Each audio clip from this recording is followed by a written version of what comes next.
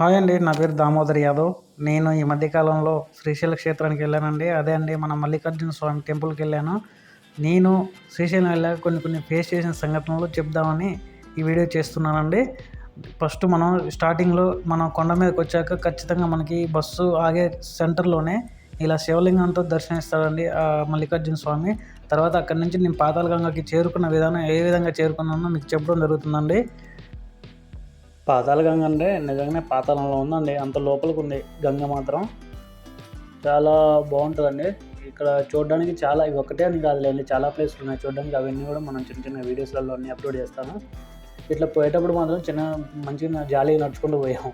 వచ్చేటప్పుడు మాత్రం చుక్కలు కనపడ్డాయండి. సగం స్టెప్స్ ఎక్కేసరికి సగం కూడా ఎక్కలేదులేండి. ఒక పావుల వంద ఎక్కాము. తర్వాత రిటర్న్లో రోప్వే ఎక్కామండి. ఎందుకంటే అది కూడా మేము ఎప్పుడూ ఎక్కలేదు కాబట్టి, అట్లాంటివి అన్ని చోట్ల ఉండవు కాబట్టి అలా ఎక్కొద్దామని చెప్పేసి రోప్వే ఎక్కామండి. ఇక్కడికి వెళ్ళాక మాత్రం కాళ్ళు కడుక్కున్నామండి. కాళ్ళు తల మీద కొన్ని నీళ్ళు చల్లేసుకొని ఒక 4 సెల్ఫీలు దిగామండి వరుసగా. నేను మా అమ్మ మా నాన్న ముగ్గురం కలిసి వెళ్ళామండి. చాలా ఎంజాయ్ చేసామండి. కానీ చాలా బాగుంది క్షేత్రంలో. ఇంకా చాలా ఉన్నాయండి మేము తిరిగిన ప్లేసులు కూడా. అవన్నీ చిన్నగా అప్లోడ్ చేస్తానండి వీడియోస్ మాత్రం. రోజువారీ ఎక్కువగా నడుచుకుంటూ తిరిగే వాళ్ళకైతే ఇది పెద్ద కష్టమేం కాదు. నడవలేని వారి కోసం అయితే మాత్రం ఈ రోప్వే అనేది చాలా బాగుంటుంది, చాలా యూజ్ఫుల్గా ఉంటుందండి. ఎందుకంటే అందరు కూడా ఎక్కలేవారు కదండి.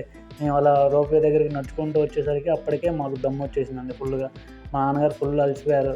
ఇక ఎందుకులే అని చెప్పేసి చిల్ అవ్వడానికి ఒక కూల్ డ్రింక్ అలా లాగిచ్చేసాం అనమాట, తలా ఒకటి లాగిచ్చే. చూడండి ఎంత పెద్ద బండి చక్రాలు లాగానే పెద్ద వీల్స్ ఉన్నాయి. ఆ వీల్స్ ద్వారా ఇట్లా రోప్వే అంటే ట్రిప్పుకి 16 మంది వెళ్తారంట అండి. 4 బాక్సులు ఉంటాయి.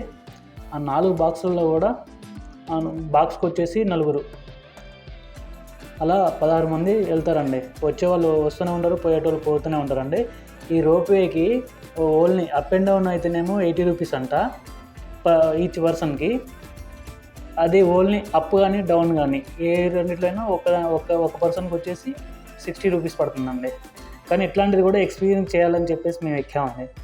మెయిన్ అయితే అదే రీజన్. మేము ఆ రోప్వే ఎక్కడానికి మాత్రం అలాంటివి మనం ఎప్పుడు ఎక్కలేదండి. ఎక్కడ పడితే అక్కడ ఉండవు కాబట్టి ఎక్కుదామని చెప్పేసి అలా ట్రై చేసాం. ఇలా వస్తుంటే అలా గాల్లో అలా వెళ్ళిపోతుంటే ఆనందం వేరండి.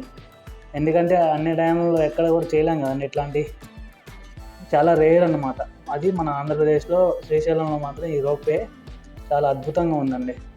అయితే ఇది కొత్త మార్గం అంట. ఇంతకుముందు పాత రోప్వే ఉండేది, అది తీసేసి ఇది కొత్తగా పెట్టేశారట. చాలా బాగుందండి.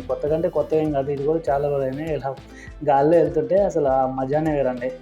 కానీ ఎట్లాంటివి ఖచ్చితంగా మనం ఎక్స్పీరియన్స్ చేయాలండి. ఎక్కడికి వెళ్ళినా కూడా వదిలిపెట్టద్దు అన్న ఉద్దేశంతోనే మేము ఎక్కేసాం. ఇప్పుడు మా వాళ్ళు కూడా ఎక్కలేదు కాబట్టి మా అమ్మ నాన్న వాళ్ళని ఎక్కిస్తే కూడా బాగుంటుందని చెప్పేసి, థ్రిల్లింగ్ ఉంటుందని ఎక్కేసారు. నాకు ఎక్స్పీరియన్స్, నేను ఫస్టే వాళ్ళు ఫస్టే.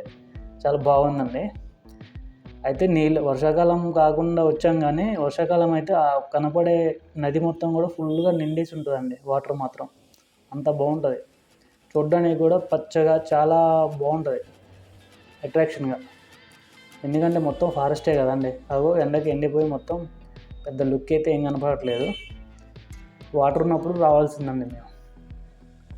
అలా గాలిలో నుండి కింద చూస్తుంటే అబ్బాబ్బా ఏమన్నా ఉంటుందా అండి? మామూలుగా ఉండదండి. ఆ మిషన్లన్నీ కనబడేటట్టు ఆ రోప్వేకి సంబంధించిన అవంతా కూడా చాలా పెద్ద మొత్తంలో తయారు చేశారండి. క్యూలో ఎంతసేపు అండి, మేము చాలాసేపు నిలబడ్డాం. ఒక 1 అవర్ పైనే క్యూలో నిలబడ్డాం ఆ రోప్వే ఎక్కుదామనే చెప్పేసి.